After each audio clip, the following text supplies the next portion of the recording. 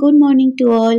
দেখো সকাল থেকে ভিডিওটা স্টার্ট করলাম। আজকে সানডে, আর সানডে মানেই তো প্রচুর কাজ, অনেক রান্না বান্না। তো দেখো সকালবেলায় চলে এসেছি রান্নাঘরে, কারণ ছেলেকে আজকে কমপ্লান করে দিতে হবে। ও সানডে করেই সকালবেলা কমপ্লানটা খায়, আদারওয়াইজ অন্য দিনগুলোতে কিন্তু বিকেলে করে খায়। তার কারণ ওর প্রবলেম হয় সকালবেলা, যেহেতু অনেকটা মর্নিংয়ে উঠে স্কুলে ওকে বেরিয়ে যেতে হয়, তো তার কারণেই কিন্তু বিকেলে করে ওকে কমপ্লান দিই। তো দেখো এবার ওকে কমপ্লান দিতে যাচ্ছি। ওকে পড়তে বসতে বলেছিলাম, তো দেখো পড়তে বসেছে। আর আমার ছেলে কিন্তু অনেকটাই লাজুক। প্রথমে ওর একটু সবার সঙ্গে কথা বলতে একটু লজ্জা বোধ করে, তারপর কিন্তু আস্তে আস্তে সেট হয়ে যায়। তো তোমাদের সঙ্গেও আস্তে আস্তে ওর সেট হয়ে যাবে। তারপর দেখো চলে এসেছি অন্য কাজগুলো করতে। তো রোববার করে প্রচুর কাজ থাকে, আর সব থেকে বেশি হচ্ছে রান্নাঘরেই কাজটা থাকে। তো দেখো সিঁড়িঘরটা কিন্তু ভালোভাবে আমি প্রত্যেকটা দিনই এইভাবে পরিষ্কার করি, আর মুছতেও অনেকটা সময় চলে যায়। তো আমার ফ্যামিলি মেম্বারদের অনেকেই আছে যারা বলে প্রত্যেক দিন সিঁড়ি মুছতে হবে না, তাতে আমারই ভালো, আমার কষ্টটা কমবে, আমার ভালোর জন্যই বলে। বাট আমার যেন পোষায় না, প্রত্যেকটা দিন না পরিষ্কার করলে কেমন যেন নোংরাটা পায়ে পায়ে জড়ায় মনে হয়। তার জন্য কিন্তু আমি ডেইলি সিঁড়ি মুছি, আর ঘর তো প্রত্যেক দিনই মুছতে হয়। তো তারপর দেখো রান্নাঘরে এক্সট্রা যে বাসনগুলো রয়েছে সেগুলো ভালোভাবে পরিষ্কার করে নিচ্ছি।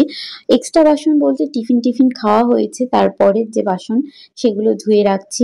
আর যখনই রান্নাঘরে এক্সট্রা বাসন জমে যায়, আমি কিন্তু সেই বাসনটা তখনই ধুয়ে নেওয়ার চেষ্টা করি। তার কারণে কিন্তু রান্নাঘরটা গোছানো লাগে, পরিষ্কার লাগে। তো তারপর দেখো রান্নাঘরের কাজ মিটিয়ে আমি চলে এসেছি চান টান করে সোনামার কাছে। তো দেখো আমি কখনো জীবনেও ভাবতে পারিনি যে আমি মাকে এরকম ভাবে নিজের হাতে করে সাজাতে পারবো। তো এটা আমার কাছে একটা ভীষণই ভাগ্যের ব্যাপার। তো দেখো মাকে এইভাবে সাজিয়ে গুছিয়ে রেডি করে দিয়েছি, আর আমি পুজোও দিয়ে দিয়েছি। এই দেখো আমার পুজো দেওয়া হয়ে গিয়েছে। আর তারপর কিন্তু চলে এসেছি রান্নাঘরে। আজকে বানাবো পনিরের তরকারি। তো একদমই হালকা পাতলা করে করব, তার জন্য কিন্তু জিরে আর আদা বেটে নিচ্ছি আমি। তো আমি অনেক সময় মেশিনেই বেশিরভাগ সময় করে থাকি, বা এই বাটাবুটিগুলো। তো যাই হোক, আমি মিক্সিটা কিন্তু আজকাল ইউজ করলাম না, আমি শিলেই বেটে নিয়েছি। আর তারপর পনিরগুলোকে কিন্তু ভালোভাবে এখানে কেটে আমি হালকাভাবে ভেজে নিয়েছি। বেশি ভাজলে কিন্তু শক্ত হয়ে যায়, পনিরটা খেতে ভালো লাগে না। তারপর দেখো ফোড়ন দিয়ে আমি টমেটো দিয়ে তার মধ্যে এখানে বাটাগুলো দিয়ে দিচ্ছি, আদা জিরে বাটাটা, একটু চিনি দিচ্ছি যাতে তিতকুটে ভাবটা না আসে। তারপর হলুদ, লঙ্কার গুঁড়ো, নুন যেরকম অ্যাড করতে হয়, তো সেগুলো অ্যাড করে ভালোভাবে মশলাটা কষিয়ে আমি কিন্তু আলুগুলো দিয়ে দিচ্ছি। আর আলুগুলো দেওয়ার পর একটুখানি করে কিন্তু জল অ্যাড করে করে মশলাটা কষাতে হবে, না তো কিন্তু একটু তেতো হয়ে যায়। তো দেখো আমি জলও এখানে অ্যাড করে দিচ্ছি। আমার মশলা কষানো হয়ে গেছে, এখানে পনিরগুলোও দিয়ে দিলাম। তো দেখো আজকে কিন্তু পনিরের তরকারিটা একদমই লাইট হচ্ছে। দেখো অনেকটাই আমি তার জন্য জল দিয়েছি।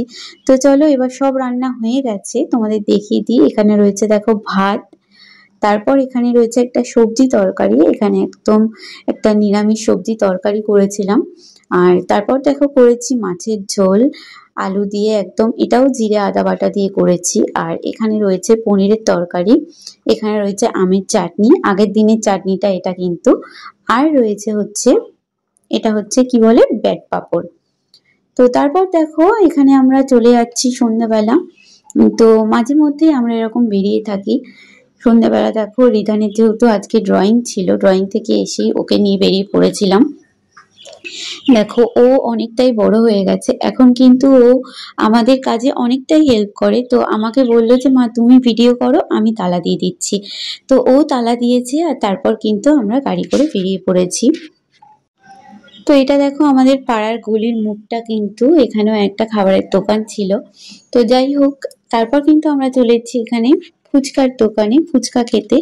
আর এখানে কিন্তু রিধান আমাকে অনেকটাই হেল্প করেছে। তো এখানে যেহেতু চাটনি ফুচকা ছিল না, তাই ও খায়নি। ওকে কিন্তু বারবার বলছিলাম খেতে, কিন্তু ও খেতে চায়নি।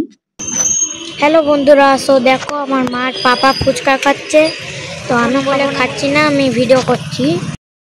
ফুচকা কিন্তু তোমাদের মধ্যে অনেকেই আছে যারা ঝালটা বেশি করে পছন্দ করে, বাট আমার কিন্তু একদমই ঝাল ভালো লাগে না। আমার কিন্তু চাটনি ফুচকা, দই ফুচকা এগুলো কিন্তু খুবই ভালো লাগে।